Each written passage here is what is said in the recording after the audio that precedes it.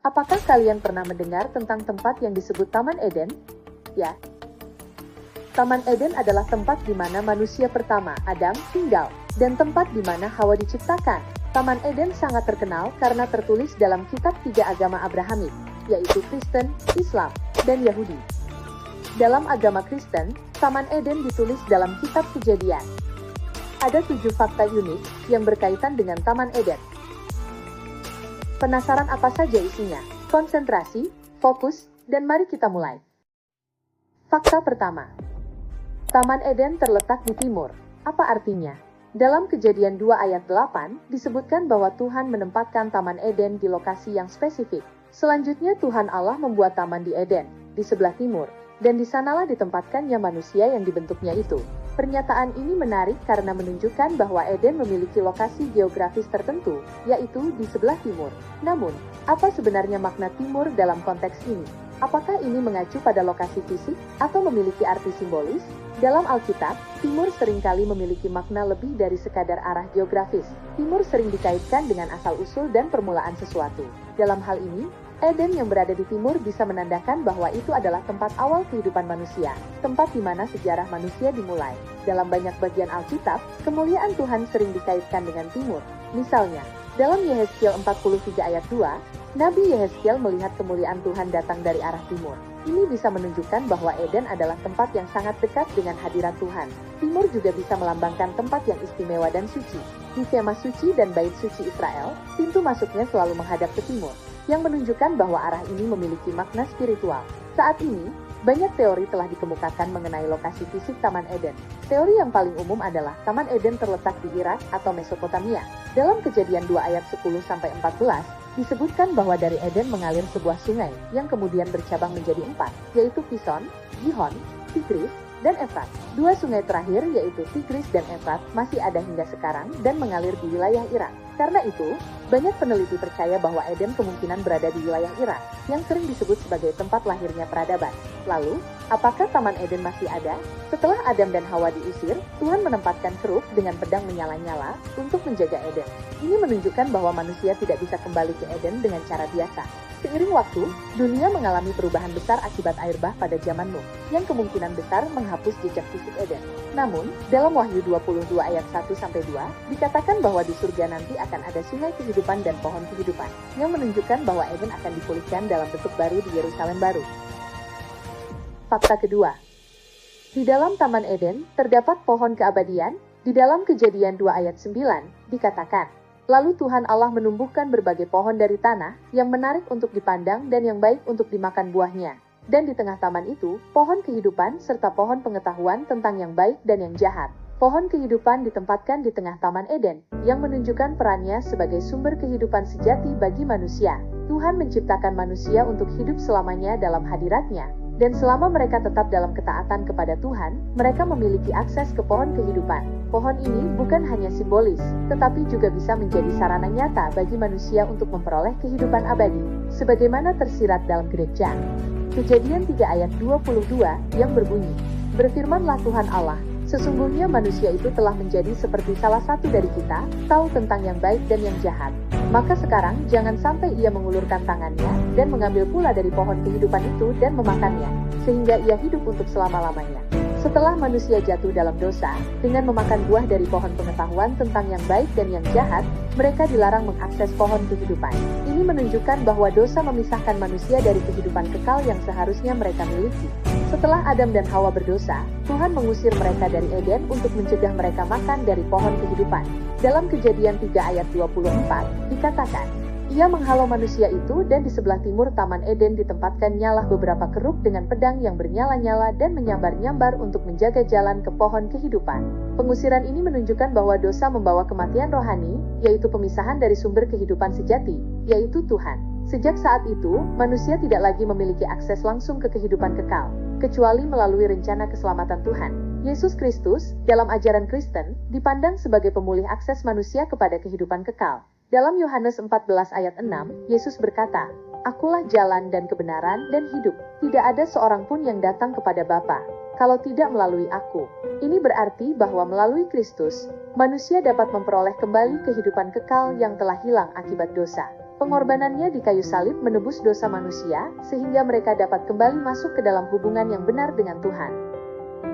Fakta ketiga, Tuhan membuat baju untuk Adam dan Hawa. Salah satu momen penting setelah kejatuhan manusia dalam dosa adalah tindakan Tuhan yang membuatkan pakaian untuk Adam dan Hawa. Hal ini dicatat dalam Kejadian 3 ayat 21 yang berbunyi, "Dan Tuhan Allah membuat pakaian dari kulit binatang untuk manusia dan untuk istrinya itu, lalu mengenakannya kepada mereka." Tindakan ini memiliki makna yang mendalam, baik secara harfiah maupun simbolis. Setelah Adam dan Hawa berdosa dengan memakan buah dari pohon pengetahuan tentang yang baik dan yang jahat, mereka menyadari bahwa mereka telanjang dan merasa malu. Sebagai respons, mereka mencoba menutupi diri dengan daun ara. Namun, Tuhan sendiri yang akhirnya membuatkan pakaian dari kulit binatang bagi mereka. Hal ini menunjukkan bahwa meskipun manusia telah berdosa, Tuhan tetap mengasihi mereka dan menyediakan apa yang mereka butuhkan.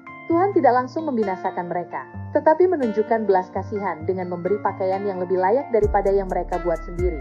Pakaian yang dibuat Tuhan lebih tahan lama dibandingkan dengan daun ara yang dipakai Adam dan Hawa.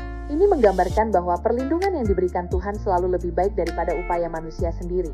Ini juga bisa diartikan sebagai perlindungan Tuhan dari akibat penuh dosa. Tuhan tidak hanya menghukum manusia karena dosa mereka, tetapi juga memberikan perlindungan bagi mereka dalam bentuk pakaian. Dalam Alkitab, pakaian sering digunakan sebagai simbol kebenaran dan keselamatan yang diberikan oleh Tuhan. Misalnya, dalam Yesaya 61 ayat 10, "Aku bersukaria di dalam Tuhan, jiwaku bersorak-sorai di dalam Allahku.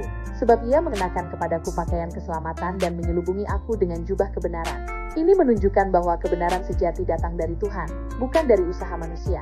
Seperti halnya Adam dan Hawa tidak bisa menutupi dosa mereka sendiri dengan daun ara, manusia juga tidak bisa memperoleh keselamatan dengan usaha mereka sendiri.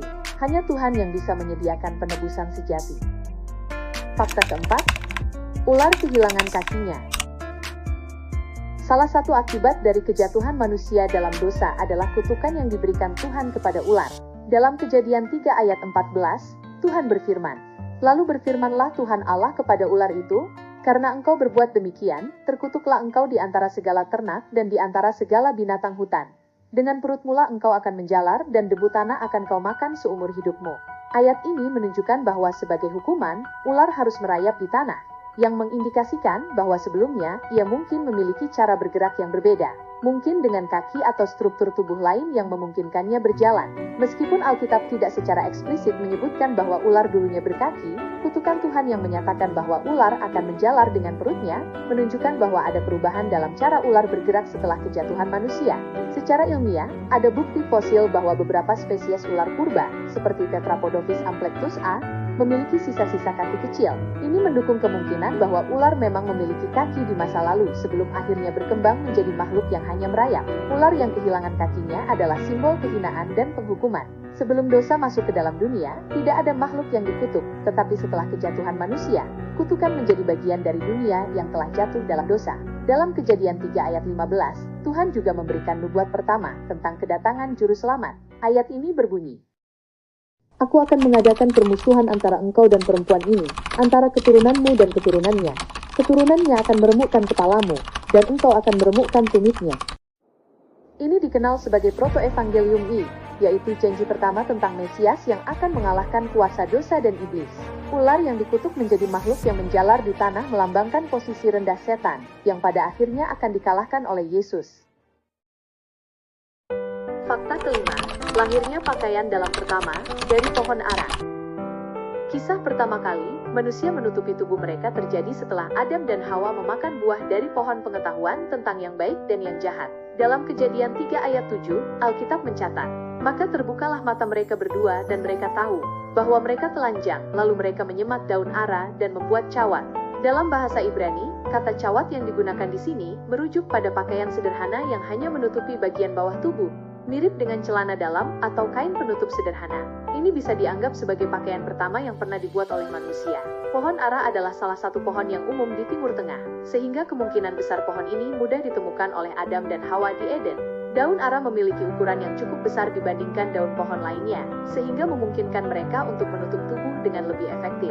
Tindakan Adam dan Hawa menyemat daun ara adalah simbol dari usaha manusia sendiri untuk menutupi rasa malu dan dosa mereka. Namun, usaha ini tidak cukup di hadapan Tuhan. Sehingga akhirnya Tuhan sendiri yang membuat pakaian yang lebih layak untuk mereka dari kulit binatang. Sebelum mereka memakan buah terlarang, Adam dan Hawa tidak merasa malu meskipun mereka telanjang. Namun, setelah berdosa, mereka menyadari ketelanjangan mereka, yang melambangkan hilangnya kemurnian dan masuknya rasa bersalah. Daun ara hanya merupakan solusi sementara, yang melambangkan usaha manusia untuk menutupi dosa dengan cara mereka sendiri. Setelah Adam dan Hawa mencoba menutupi diri mereka sendiri dengan daun ara, Tuhan memberikan mereka pakaian dari kulit binatang. Pakaian dari kulit lebih tahan lama dibandingkan daun ara, yang menunjukkan bahwa solusi Tuhan selalu lebih baik daripada usaha manusia. Fakta keenam, konsep meninggalkan orang tua. Setelah menikah, dalam Alkitab, ada prinsip penting mengenai pernikahan yang sering dikutip dalam Kejadian 2 ayat 24 yang berbunyi, "Sebab itu seorang laki-laki akan meninggalkan ayahnya dan ibunya dan bersatu dengan istrinya, sehingga keduanya menjadi satu daging." Ayat ini mengandung prinsip dasar bahwa ketika seseorang menikah, ia harus meninggalkan orang tuanya dan membangun rumah tangga baru bersama pasangannya. Namun, ini tidak berarti bahwa hubungan dengan orang tua harus diputuskan, melainkan bahwa prioritas utama dalam hidup seorang yang menikah haruslah pasangannya, bukan orang tuanya. Kata meninggalkan di sini bukan hanya berarti pindah secara fisik dari rumah orang tua, tetapi juga mengacu pada perubahan prioritas dan kemandirian dalam pernikahan. Secara emosional, kita tidak lagi bergantung kepada orang tua dalam setiap keputusan pernikahan. Secara finansial, kita harus berusaha mandiri tanpa terus-menerus mengandalkan bantuan mertua atau orang tua. Secara spiritual, suami dan istri harus membangun kehidupan rohani mereka sendiri, tanpa terlalu bergantung pada orang tua. Ketika pasangan suami istri masih terlalu terikat dengan orang tua atau mertua, sering terjadi konflik karena adanya campur tangan dalam rumah tangga, yang bisa mengganggu keharmonisan hubungan mereka. Lalu, bagaimana menerapkan prinsip ini dalam kehidupan pernikahan? Pasangan yang menikah harus membangun rumah tangga mereka sendiri, tanpa terlalu bergantung pada orang tua atau mertua. Jika memungkinkan, memiliki rumah sendiri atau tinggal terpisah dari orang tua akan sangat membantu. Alkitab tetap mengajarkan untuk menghormati orang tua, tetapi dalam konteks pernikahan, suami dan istri harus bisa membuat keputusan sendiri, tanpa selalu meminta persetujuan dari orang tua mereka dalam setiap hal. Dalam Efesus 5 ayat 23, Alkitab menyatakan bahwa suami adalah kepala istri. Artinya, suami harus memimpin keluarganya dengan bijaksana dan tidak membiarkan orang tua atau mertua terlalu mengontrol kehidupan rumah tangga mereka. Fakta ketujuh, pohon kehidupan dijaga terus dengan pedang menyala-nyala. Setelah kejatuhan manusia dalam dosa, Tuhan mengusir Adam dan Hawa dari Taman Eden dan menempatkan malaikat kerub untuk menjaga jalan menuju pohon kehidupan. Peristiwa ini dicatat dalam Kejadian 3 ayat 24. Ia menghalau manusia itu dan di sebelah timur Taman Eden ditempatkan ialah beberapa kerub dengan pedang yang menyambar-nyambar dan menyala-nyala untuk menjaga jalan ke pohon kehidupan. Lalu, siapa itu kerub? Kerub yang dalam bahasa Ibrani disebut keruvim adalah malaikat yang sering digambarkan sebagai penjaga kekudusan Tuhan. Mereka disebutkan dalam beberapa bagian Alkitab. Dalam Keluaran 25 ayat 18-20 yang berbunyi, "Dan haruslah kau buat 2 kerub dari emas, kau buatlah itu dari emas tempaan pada kedua ujung tutup pendamaian itu. Buatlah 1 kerub pada ujung sebelah sini dan 1 kerub pada ujung sebelah sana. Seiras dengan tutup pendamaian itu, kamu buatlah kerub itu di atas kedua ujungnya. Kerub-kerub itu harus mengembangkan kedua sayapnya ke atas, sedang sayap-sayapnya menudungi tutup pendamaian itu dan mukanya menghadap kepada masing-masing. Kepada tutup pendamaian itulah harus menghadap muka kerub-kerub itu." Tuhan memerintahkan pembuatan 2 kerub yang ditempatkan di atas tabut perjanjian untuk melambangkan hadirat-Nya. Dalam Mazmur 99 ayat 1 yang berbunyi, "Tuhan itu Raja, maka bangsa-bangsa gemetar. Ia duduk di atas kerub-kerub, maka bumi goyang." Ayat ini menyatakan bahwa Tuhan bersemayam di atas kerub. Keberadaan kerub di pintu masuk Taman Eden menunjukkan bahwa tempat itu adalah wilayah yang suci, yang tidak bisa dimasuki sembarangan setelah kejatuhan manusia dalam dosa. Pedang yang menyala-nyala dan menyambar-nyambar melambangkan penghakiman Tuhan, simbol kekudusan Tuhan yang tidak bisa didekati oleh manusia berdosa. Sejak saat itu, manusia tidak bisa kembali ke Eden dengan cara mereka sendiri. Gambaran tentang penghakiman yang datang bagi manusia yang melawan Tuhan. Pedang sering digunakan dalam Alkitab untuk melambangkan hukuman Tuhan atas dosa. Dengan dijaganya Eden oleh kerub dan pedang menyala-nyala, Tuhan sebenarnya sedang melindungi manusia dari nasib yang lebih buruk, yaitu hidup kekal dalam dosa tanpa keselamatan. Meskipun manusia diusir dari Eden, Tuhan menyediakan jalan kembali kepadanya melalui Yesus Kristus.